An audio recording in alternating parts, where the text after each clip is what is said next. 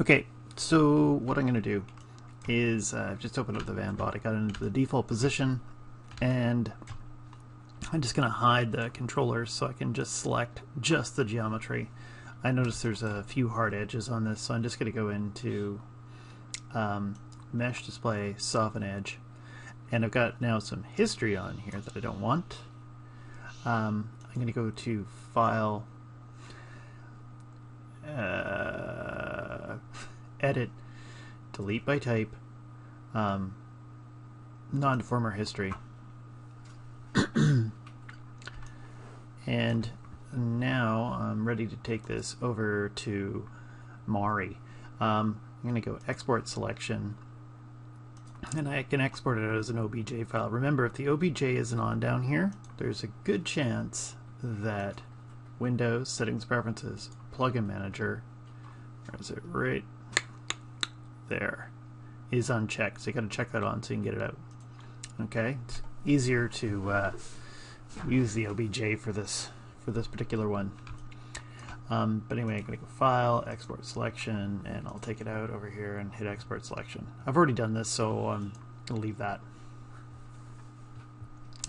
Now I'm going to go over to Mari. I think, is there anything else I missed in there? No, my UVs are already laid out on this. Okay, I'm going to go into Mari, and I'm in 4.6 V1. There's a new button down here. I've skipped some of the other things that were in here. Sometimes I get little windows. I'm just going to bypass them just to get in. Hit New. And New, all we've got to do is find, here's the path, upload the geometry. I'm just going to figure out where the hell that was. G drive. Oop.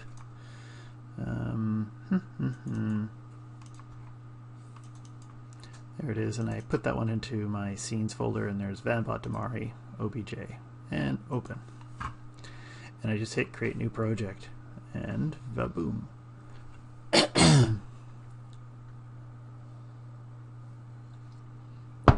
Should load up pretty quick.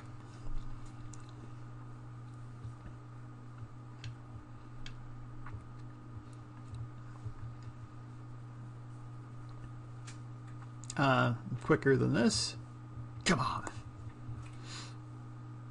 Okay, good enough.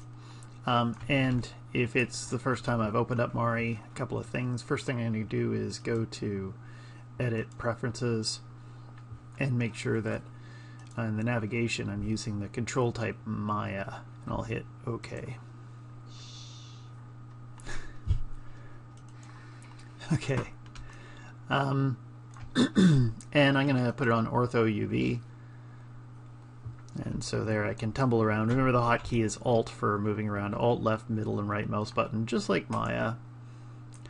Okay. And then over here in this window, this is my UV layout, and I can see all my UDOMs all packed out over here. Okay, and what I want to do right away, what have we got? Image Manager.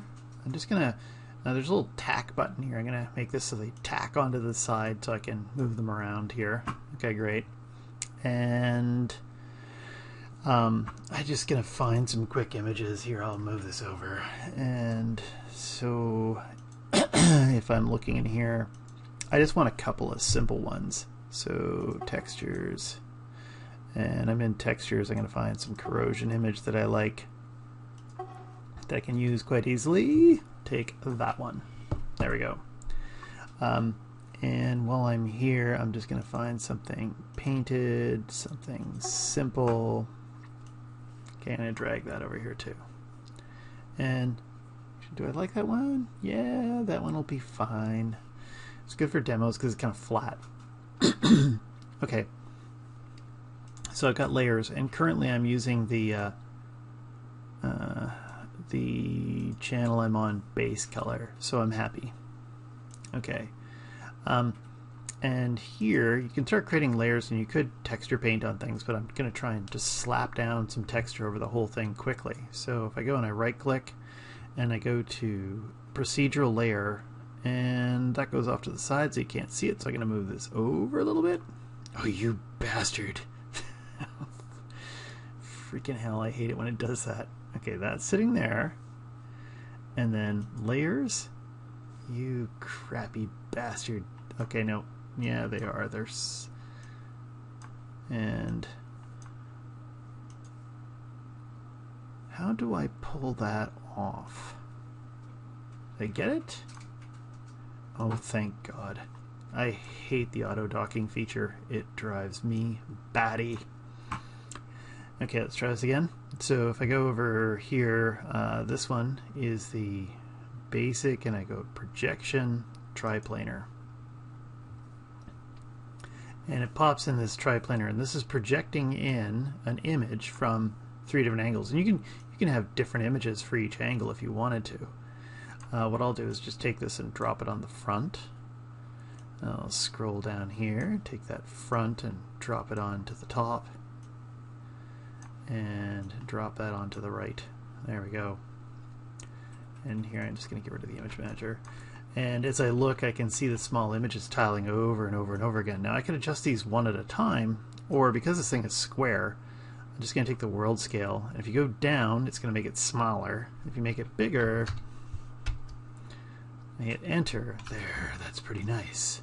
And so now this kind of puts the texture across everything. I can see a little bit of maybe stretching in here as it's projecting across, and I might have to spend some time fixing that up, but at the same time, most people won't notice that.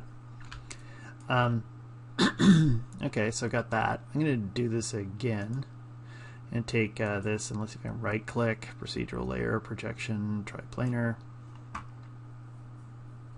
Okay, image manager, and I'll just take this and drop the blue on top. And this one I might change around a little bit, just because I noticed this one is rectangular. Let's get rid of that. And here, let's go and do this. I'll scroll up to the top, and we know world. I'm just going to guess 45. Okay, and that does a pretty good job. If I kind of look in here, I can feel something kind of compressed. If I look a little bit down here to the front scale and U, if I do this, there you go. There, so it's not quite so compressed. And I probably got to do that on each one of these. It's the U. That's from the side, so it's going to be hard to see from the front. Or that's the top, rather. And then if I go down here to scale, there's the side one. You can kind of see how they're blending together, and you're not really that much wiser if they're stretching textures. I noticed something right in here. Yeah. Anyway, we'll say it's good enough. Now, something else I might want to do is I can take this triplanar projection, and I could probably rename these. That would probably be smart and wise. But I'm also going to put this onto a group. And when I have the group here, I can go in and put masks on. I'm going to go to mask, and I'll hit reveal all. Little icon right there for masks. And these are procedural icons. Those little icons mean I can't paint on those. Down here there's a little paint palette thing. That means I could paint on that with a paintbrush. Okay, and I'm going to go over here. I got the paintbrush on. It's on normal. And there's blue and white here. As I paint, it will reveal the surface underneath. Now currently, as I'm doing this, I have... What time are we at? 8 minutes? Okay, good. As we're doing this, I have on my painting section here, I'll move this over. Freaking auto docking, I tell you. Oh, you bastard. It did exactly what I didn't want it to do. So if I go here and I grab it there we go. Let's just hide that for now. Normally I like having multiple windows and having these things floating on my other window, and that way I never encounter the auto docking. But if I take a look here in the painting, if I go down a little bit here, projection settings, there's auto bake and clear is on. Now when I'm painting masks, I like this. When I'm not painting masks, I'll put it to clear only typically. Okay. And something else you can do is you can turn on mirroring from here, projecting along X. So when I'm texture painting, just thinks for a second. Okay, it's thinking for a second here, and as I paint on one side, it'll get the other. Okay, and if I hit B for baking, I'm just going to get rid of the painting thing in a second here. There you go. You can see it's doing two sides at once. And I did some stuff on here that I've already baked, so of course it's it's added that, and it didn't mirror it. And what else I want to say? So as I do this, if you want to take it away, you can hit X on your keyboard, and that flips between the black and the white. And so now I can take that away. Also, let's see, if I bake something down onto the surface and I want to get rid of it, if I have my paintbrush on and I change from normal to clear, okay, this will actually clear stuff off of the layer that you're painting on. Actually, right now I'm painting black and white, so it's not going to do anything. I haven't dropped anything here. I'm just going to go back to normal. Actually, this one, yeah, you probably won't notice. Let's just clear that out of here. There. And as I do this, okay, I'm removing it. And this is just painting with a mask. And I'll hit B and bake that down. One other thing you're probably going to want to see is this brush is just a round brush, so it's kind of soft and boring. So if I go here to the shelf, inside the shelf, I can go into these brushes, and you can create your own too. A walrus skin, Vescular. Let's see what Vescular looks like. Oh yeah. No. Storm Cloud is great. And Storm Cloud, here I can start to hide things, and then I can go and hit X, and I can bring them back. Okay. And that gives me a nice rough edge to X, take it away, and I'll hit B and bake it. And that unto itself should give you lots to play with. Something else down here is there's it is telling you there is tool help. So if I'm on the brush, it's telling me the radius. So the radius is your hotkey for brush size.